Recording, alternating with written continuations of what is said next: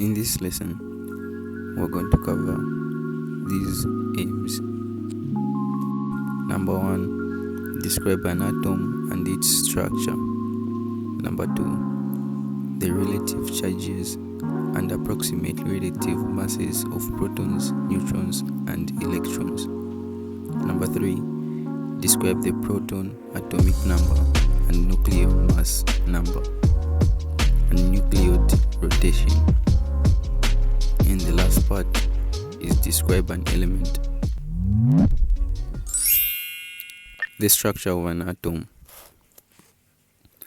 We'll first start by defining matter. What is matter? This is any substance that has mass and occupies space. All matter is made up of small and separate particles, and they are what we call basic units of matter. Substances such as oxygen cannot be broken down by chemical means to form other substances. We refer to it as an element because it cannot be broken down to form other substances. These elements are called atoms. So atoms cannot be broken down any further by chemical means. Some substances such as oxygen are made up of atoms only. If two or more atoms are joined together, they form what we call a molecule. Molecules consist of two or more atoms. A molecule can either consist of the same type of atom or two different types of atom, like carbon and oxygen to make carbon dioxide. Some substances consist of atoms that have charges. They can be positive or negative. An atom that has a charge is called an ion. For example, the table salt we use for seasoning, it has sodium and chlorine. Sodium is positive and chlorine is negative. They are ions because of the charges they have. So there are three basic units of matter, and these are atoms, molecules, and ions. So atoms make up a molecule, and in that molecule we find an ion. Let me not focus on matter. Let's go back to atomic structure. But if you want me to continue with matter, you can comment on the comment box down below. Let's define the word atom. An atom is the smallest particle of an element that has the chemical properties of that element. What do I mean by the chemical properties of that element? For example, carbon consists of carbon atoms, and iron consists of iron atoms. So an element is made up of atoms. Atoms are too small to see, and for a long time people thought they were solid spheres. But however, today we know that atoms consist of even smaller particles, and these are called subatomic particles. All atoms are made up of these subatomic particles called protons, electrons, and neutrons. The protons and the neutrons are found in the nucleus, which is the center of the atom. The electrons the electrons are much smaller particles than the protons and neutrons. They move in the space around the nucleus.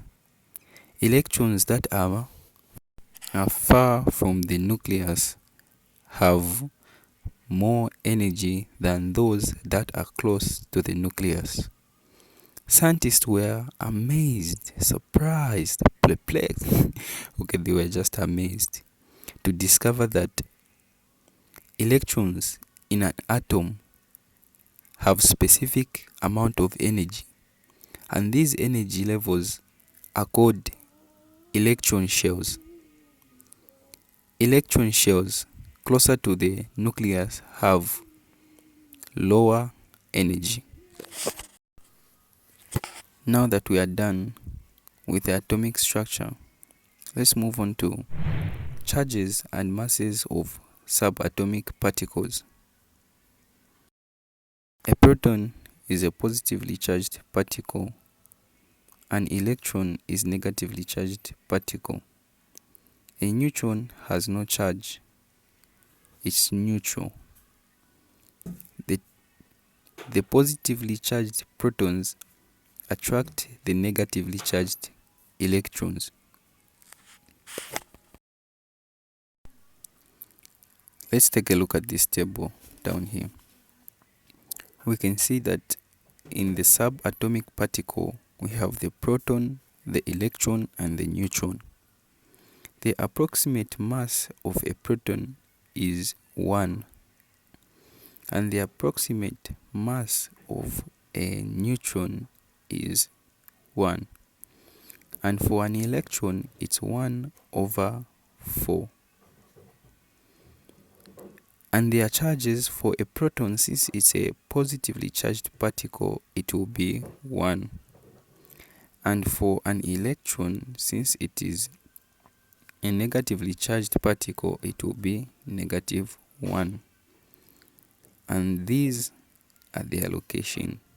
The proton is found in the nucleus, and the electron is found in the shells. The neutron is found in the nucleus along with the protons. Every atom has the same number of protons as electrons, which means that every atom has no overall charge. For example, if an oxygen atom has 16 electrons, it means that we also have 16 protons. Because the number of electrons is the number of protons, so the atom will have no charge, since the positive are equal to the negative, making a neutral element. I'll give an example with the 3 elements: hydrogen, nitrogen, and sodium. Hydrogen has 1 number of proton. It has 1 proton to say. That means it will have 1 electron, and the overall charge will be 0, since they will cancel each other. Positive plus negative, it will be equal to 0. Nitrogen, it has 7 number of protons, and thus it will have 7 number of electrons, and they also cancel each other. The same goes for sodium. The table shows that atoms are electrically neutral. In other words, the positive charges are cancelling the negative.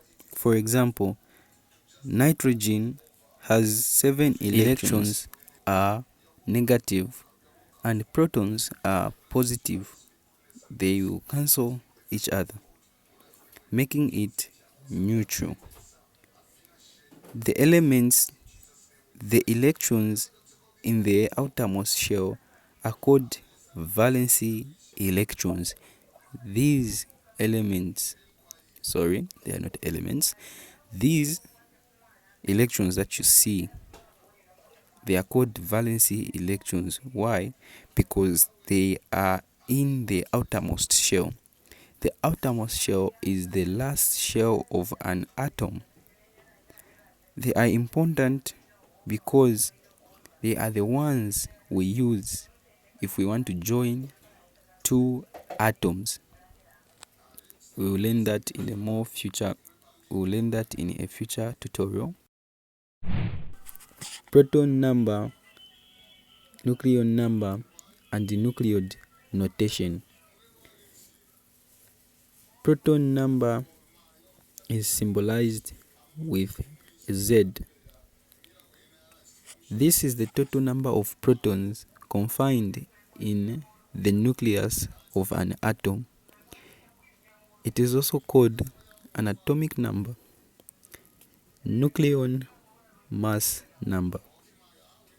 Since the nucleus consists of the protons and the neutrons,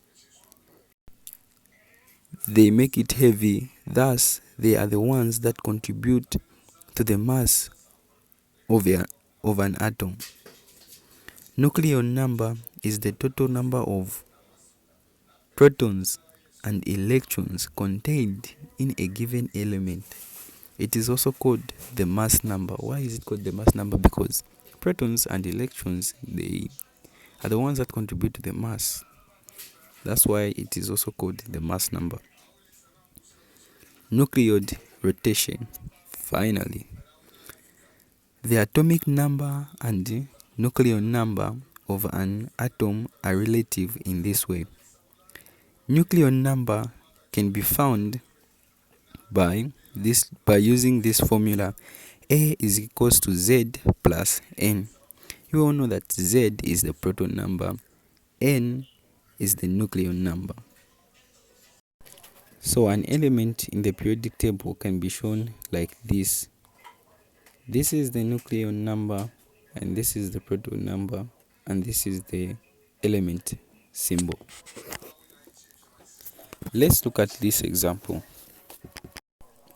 An atom of lithium has a nucleon number of 7 and a proton number of 3. Determine the number of protons, neutrons, and electrons in a lithium atom. Let's find the proton number. The proton number is 3. Therefore, the number of protons is 3. Simple, right? The neutrons, we have to use the formula A is equals to Z plus N. We'll substitute our values. A will be 7, Z will be 3, and N will be N because we want to find the neutrons. 3 will move to the other side and it will be negative, and N will remain on this side, and the answer will be 4. So the number of neutrons is 4. Electrons. The number of electrons is the same as the number of protons. So the value will be 3 because the protons were 3. Protons equal to electrons. So the number of electrons will be 3. This is the end of the video.